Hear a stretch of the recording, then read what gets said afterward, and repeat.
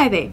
We recently posted an article on our website titled "What to do if your employee isn't complying with your company's dress code," and we looked at what you should do if an employee doesn't comply with it. Even though it's important to have a dress code in place, you must make sure it isn't an unfair discrimination case waiting to happen. But what do I mean by this? Well, let me tell you about the case of the dreadlocks. Last year, the Department of Correctional Services dismissed 5 male officers because they wouldn't cut their dreadlocks off. Here are the facts of the case. All 5 officers had dreadlocks and had them for some time when Correctional Services asked them to cut their hair. 3 of them said they were members of the Rastafarian faith and 2 gave cultural reasons. One of them also said his ancestors told him not to, and so none of them would cut their hair. Correctional Services dismissed them and the 5 officers took them to court for discrimination. So what happened next? The Labour Court said it wasn't discrimination on the grounds of religion or culture, but it did say the discrimination was gender-based because female officers are allowed to have dreadlocks. The employer then lodged an appeal. They said the Labour Court had made a mistake by saying the discrimination was because of gender.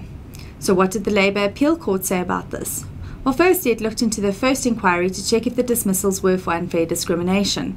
It said the employees had to prove the ban on dreadlocks went against their religion or culture, or that they were at a disadvantage because of their gender. Since the employees could prove discrimination because females could have dreadlocks, then it's safe to assume the dismissals weren't fair. The court said the Correctional Services dress code let women wear Rasta-style hairdos, but it didn't allow men to, and so the dress code wasn't neutral and put some male officers at a disadvantage. So what was the final outcome? The employers had to prove that dismissals connected rationally with its purposes, and they couldn't. They couldn't prove that short hair was a vital requirement of the job for men. So Correctional Services lost their appeal and had to pay the costs. What can you learn from this case? When you implement your dress code, make sure all rules apply to both genders, and not just males or females. This includes hairstyles.